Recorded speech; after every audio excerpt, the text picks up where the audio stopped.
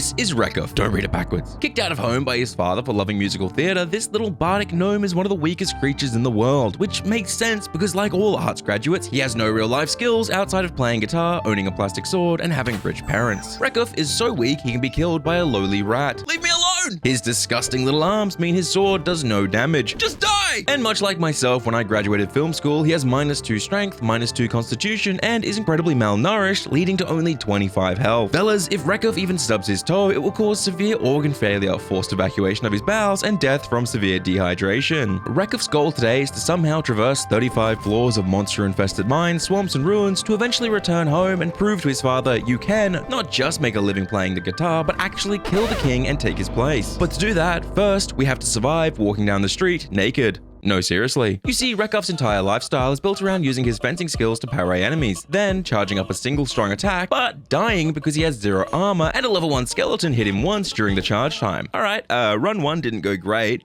I did die on the first floor. And while arming ourselves with a weapon designed to pop holes in giant walking bags of blood seemed smart, the truth is the majority of our enemies don't in fact have any blood and can't be popped. Thankfully, we can use our musical knowledge to substitute our lack of any real combat talent. Playing our flute not only provides us with a sick backing track, but actually increases our dexterity, allowing us to do more damage and cut our charge time down. Alright, I'm timing the parry pretty well. I think I get it. Never mind. Despite dying on the first floor twice now, we can see the light. We're getting much better at parrying our Never mind. At this point, we realize our major mistake. We've been neglecting our lyre. No, not that cheating Sandra who slept with our best friend. Our lyre with a Y, which is really just a fancy name for a guitar. And just like when I play Wonderwall at a party to block out the sound of my crushing loneliness and the wet slapping sounds of Dave's meaty cock entering my ex-girlfriend in the other room, this lyre also buffs our damage resistance by 20%, which, as we learn on run 4, means very little if we can't keep the buffs up and still can't time our parry. Shit! At this point, I think it's important to mention that I have beaten this game many times, and I am starting to realize why on my last video you all commented that Gnome Bard was the equivalent of subjecting yourself to cock and ball torture. But what you seem to misunderstand, lovely viewers, is that I like cock and ball torture. A lot. We pause and spend some time reading our abilities, something most gamers are incapable of doing, and learn that we have to build up not just how long the buffs last, but how strong they are by playing the instruments for longer. And we need to level our charisma to reach new tiers of power. With this new knowledge, we dive back into the mines confident and ready to prove to everyone, but mostly our father, that we didn't waste 5 years and saddle ourselves with student loan debt for nothing. Fuck. Shit. Crap. Come on! Shit, crap! Come on, please! No! Shit, crap! Shit, this is shit!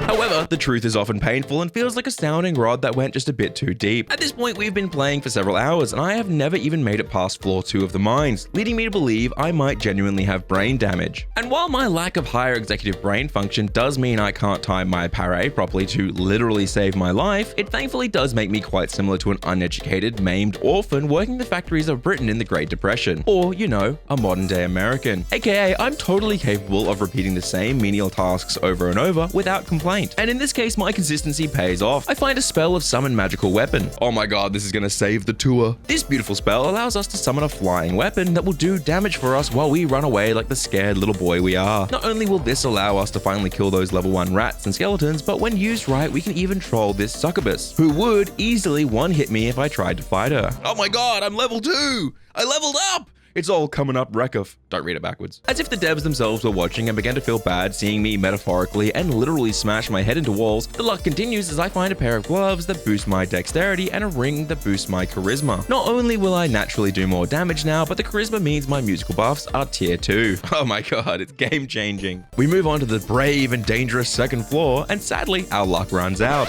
That's right, it's a Minotaur floor. If you didn't watch our adventure as Tanuk the Gremlin and aren't familiar with the Minotaur floors, the best way to explain this is to pretend you've just bought the last Goku Funko Pop at GameStop. Enraged, the fedora-clad patron behind you wearing a ketchup-stained Evangelion shirt begins chasing you down. You now have 2.5 minutes to leave the store before he trips and crushes you to death. It's not Tuesday, so I don't want to feel the wet slap of a large man's breast. As I rush to find the exit, I'm starving to death. I do somehow manage to kill a rat and eat its raw wet flesh there, but quickly I'm jump-scared by a giant man-eating spider and flee to the next floor. With our level 2 flute, we manage to easily take on rats now, but sadly, skeletons are still proving tricky due to their lack of blood. blood. However, my parry timing is getting much better. Oh my god, I just needed to pause. I parried that guy so much, my hands are shaking. One of the few benefits of being a disgusting little gnome, other than having a massive meaty cock, is the fact that trolls don't attack us on sight. I decide to employ a tactic I learned from my father and begin polishing a useless piece of glass until it looks like a jewel. Using this talent, I can recruit different humanoids throughout our journey, which will be key as we're mostly a support class. Here you go, dude, come join. What the fuck? Sadly, this doesn't work, wasting 500 gold and almost all of my mana, which, surprisingly, I need desperately. So, Barony devs, I have a question if you're watching this. If my jewel specifically says I can recruit various humanoids in the mines, then what the fuck is this? Because that troll, much like your mother, has 2 arms, 2 legs, and more hair on its back than a chimpanzee. And apparently, it's not a humanoid. I instead choose to spend my time mingling with the balding shopkeepers, and for some reason choose to release this giant spider who almost kills me. Why did I do this? Continuing my string of bad decisions, I once again almost die to a skeleton when I learn axes have piercing damage. So even if I parry, I still take damage and even bleed, forcing me to use up all the health potions I just bought, or else I would have died. Eventually, we make it back to our next secret floor, Mine Town. And while the residents don't particularly like me, they won't attack me on sight. I use up almost all of my mana crafting jewels out of glass and trick several humans into joining our adventure. Alright, I have no mana, no gold, I've got nothing, but I've managed to get a really solid team together. I just have to stay back,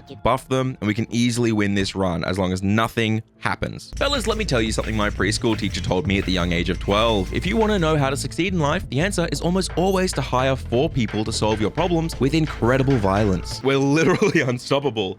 And I found a healing spell as well, so if I just level this up, I can keep them not just healthy, but buffed, and I never need to worry. It took 16 runs, but it's all coming up Rekuf. But just like Icarus, I fly too close to the sun. That is, if the sun was floor 4 of 35, and we barely knew how to walk yet. No, a boulder! Duck! No!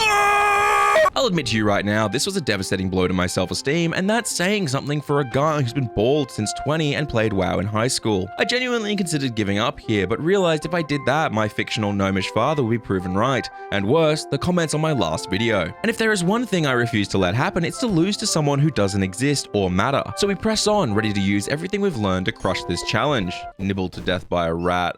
Oh, guys. I have 200 hours in this game. I've won so many times. What is happening? What is this class? But much like a sports gambler who's lost everything, I continue betting on the same brain-damaged limping horse.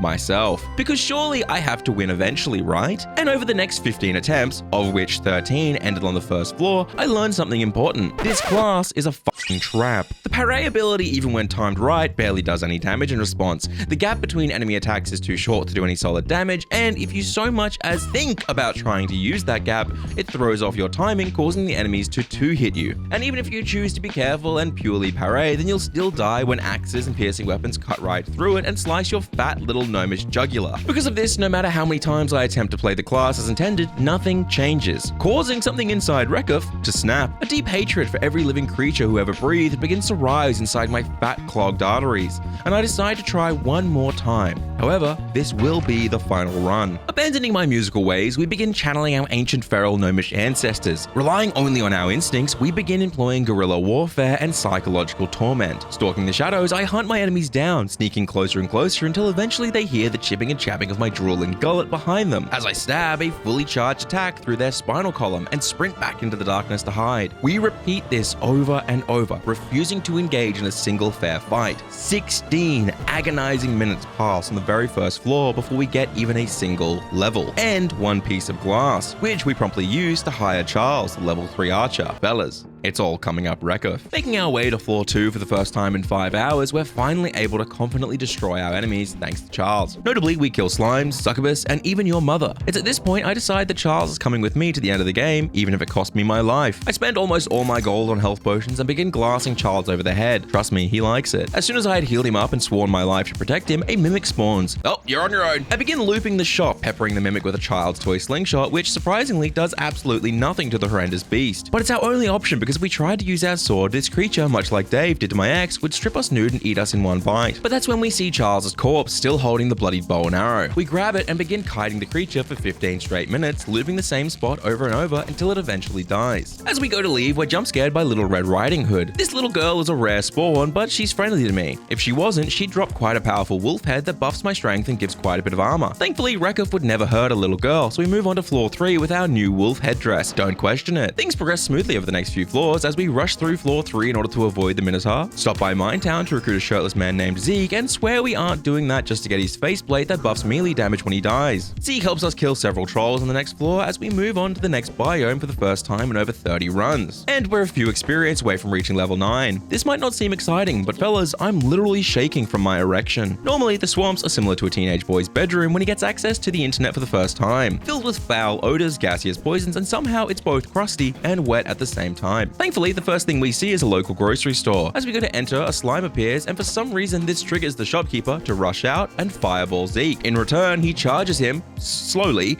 and explodes into a red mist, allowing us to take his faceplate. Oh, yes! Exactly as planned. You'll be missed, Zach. We stock up on food, health potions, and begin easily destroying slimes thanks to our guerrilla warfare tactics. But notice we are able to quite easily take on enemies face to face now, somehow even managing to half health a slime in a single hit thanks to a fully charged attack and tier 2 flute magic. Leading me to ask, is Bard overpowered? This goblin mage answers that question immediately by setting us on fire, forcing us to chug health potions while I scream in agony. No! It can't end here! No! Our plans to take things slow and carefully are ruined quickly as floor 7 is home to a Minotaur, causing us to rush through, gaining almost no experience. But we do find an incredibly powerful item, the Scroll of Yum Yum. Much like that one kid in high school with duct-taped shoes, this allows us to repair our armor, giving it a boost to its stats and stopping it from breaking temporarily. These scrolls' magic words are randomized every run, so we make note of Yum Yum in case we find blank scrolls and a quill. As we enter floor 8, we're sadly met with another Minotaur, and while we don't gain much experience here either, we do find a ring of warning, allowing us to see enemies on the map, and this ginger human. I try to craft a jewel to recruit them, but with no gems available, something snaps inside me. If you're not with me, you're against me. This bloodlust tricks me into spending far too long on this floor, hunting ghouls, slimes, and really anything that can breathe, until I realize there are only 15 seconds left until our fedora-clad bovine friend crushes us between his thighs, so we rush to the exit. The final floor of the swamps makes one thing very clear to me. Bard is overpowered. I begin slaughtering everyone I meet. I simply don't care who you are, even if you're sleeping. The truth is, you're nothing but experience to me. My fingers don't falter on my flute despite the blood dripping off them. Hours of suffering push me forward, and we easily stroll into the sand labyrinth. Much like your grandmother, this dusty, dry maze of wrinkles is complex, full of bugs, and hates my life choices. I quickly notice that while everything dies quickly to a fully charged stab, that I still do take an insane amount of damage, and any prolonged fight would lead to my demise. Having abandoned the Geneva Convention several floors ago, I begin using bear traps to take out the scarier enemies, at least until these traps break. Thanks, Barony. I craft several jewels hoping to recruit humanoids on this floor, but sadly this doesn't work and instead just wastes thousands of gold. Never mind though, as we are somehow incredibly rich and even have so much food for once in this game that I'm actually annoyed having to do inventory management. After gaining several levels here and casually one-hitting not just a troll but an entire nest of spiders, we move on, rushing through a Minotaur level, stopping only to murder the humans I find. Short Kings, rise up! At least that's the plan. In reality, we can't find the exit anywhere, and suddenly a scorpion begins chain paralyzing me. I am defenseless, and I'm going to die. Even if I somehow survive, the Minotaur will be here any second now as well. No, it can't end like this. Channeling out in a rage, we imagine the scorpion in front of us is every YouTube comment we've ever read, allowing us to resist just one of its jabs. We sneak in a single attack and kill it. We rush through the halls and barely manage to find the exit, making it to the next floor with only a few seconds to spare. Oh my god, I puckered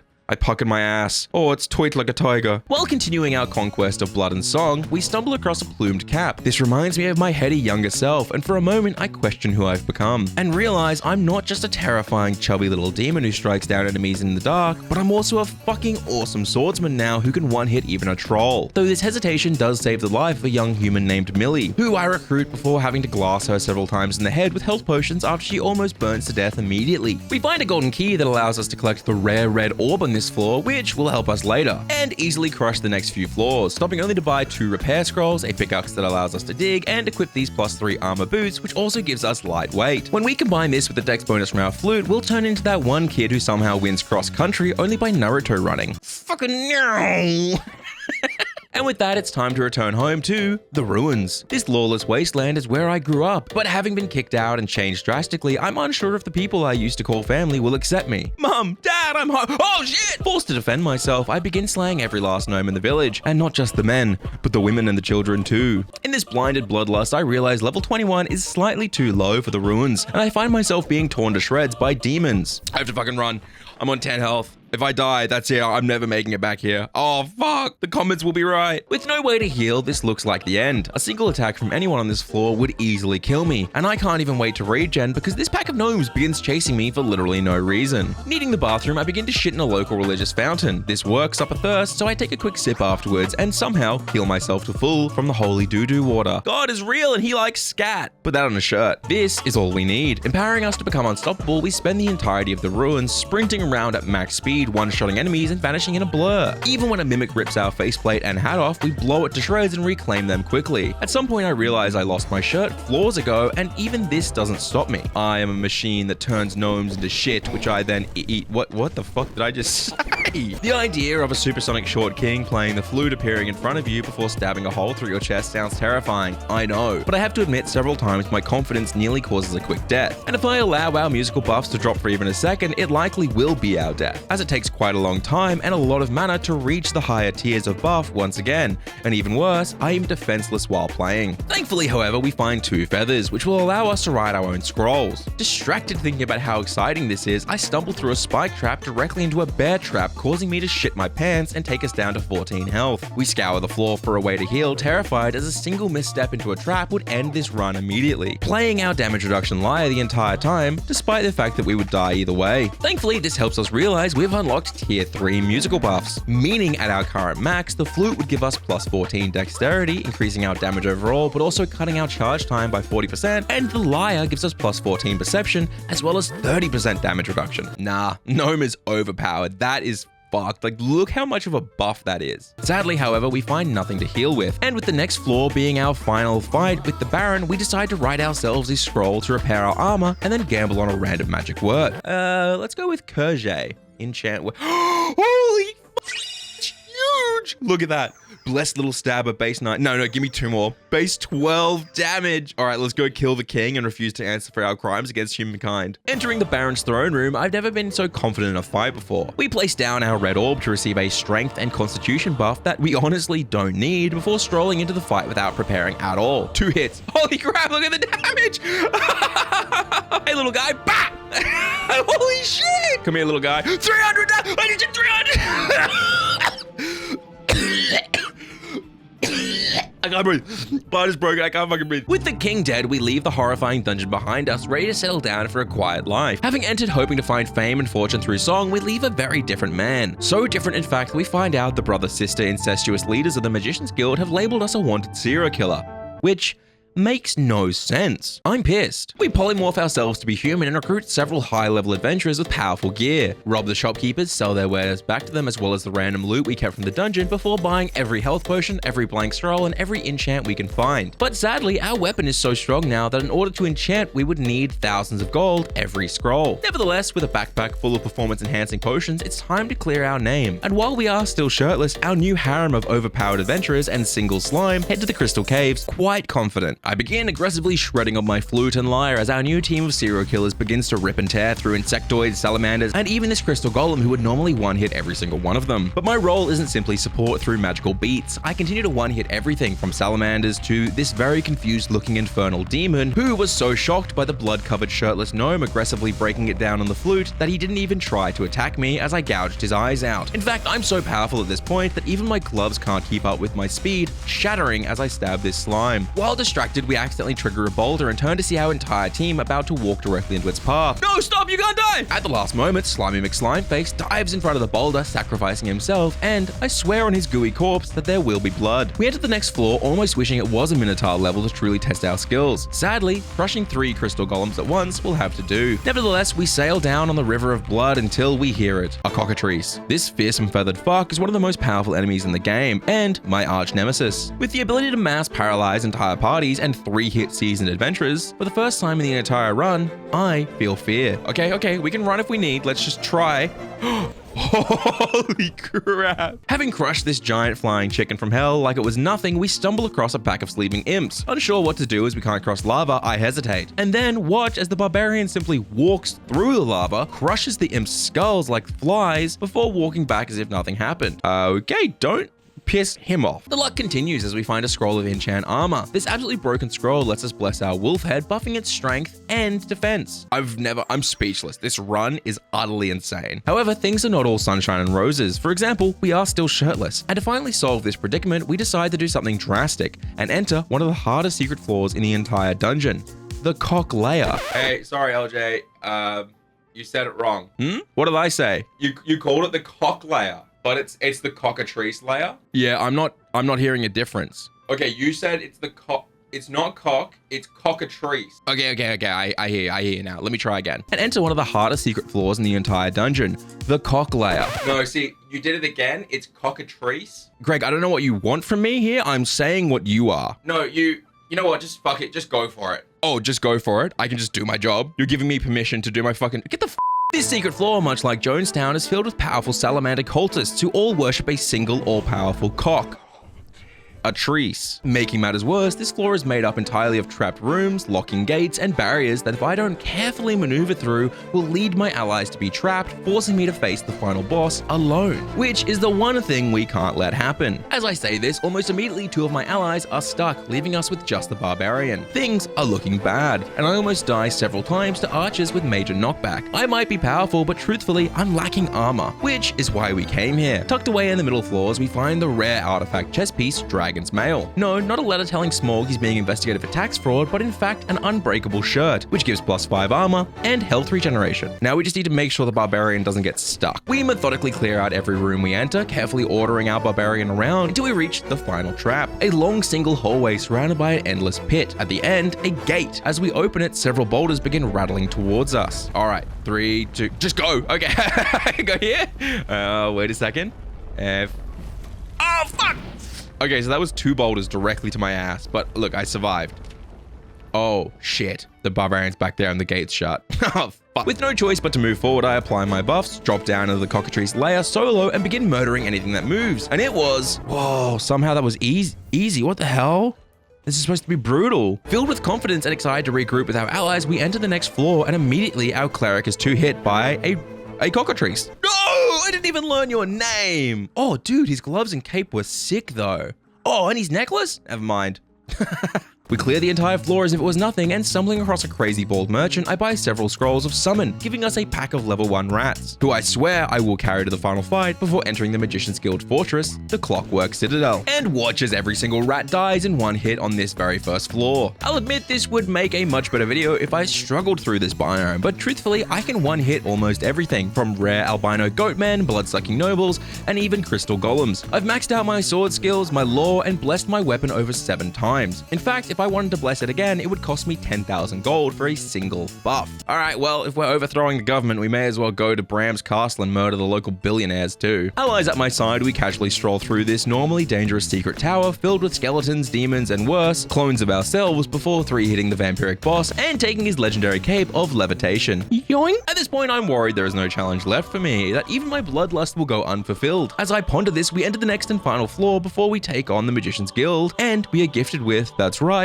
a Minotaur floor. And fellas, I'm feeling frisky. I begin murdering everything that moves in preparation for our big bovine friend. Our bravery is rewarded as a fountain blesses our gear again, and while we wait, I notice that we have finally achieved tier 4 musical buffs. This means we are now receiving 21 dex and perception at max buffs, taking our dex to a massive 57 and our perception to over 45. As we ponder this insanity, we hear a thumping. He's here. Here we go. Okay, he's coming over. Just go around the back. 1 and 2. Sorry. I just gagged. what the hell? I just gagged at how shocked that was. What? With With that, the strongest form of the creature who has plagued our entire existence is gone, and it's time to take on the incestuous brother and sister, leaders of the Magician's Guild, Orpheus and Eurydice. Alright, marksman, barbarian, let's go kill this crusty-ass clown-looking couple. As soon as we enter, the pair appear and begin blowing us apart, but it barely even tickles. I charge Eurydice, hitting her 3 times for half her health, so she teleports away like a little pussy. I turn and see Orpheus is almost dead at the hands of my allies and rush in to finish him off and claim glory. Immediately we turn and start beating Eurydice down once more, but she teleports away. I bust the sick flute solo as the barbarian charges, leaps over the abyss, slamming his shield into her skull and dazing her. This allows the marksman to fire a single arrow through her skull, and we all watch as her lifeless corpse falls down into the chasm below. It's not even close! The class is so overpowered! Look at that achievement! To the to my father who said it wasn't a real job! We return to the surface, and with our power unmatched, quickly the world kneels before us. And dear viewers, in this moment, 3 truths are gifted to you. First, Gnomish Bard is truly overpowered. Second, I didn't parry once in that entire run. And third, I'm never playing this class again.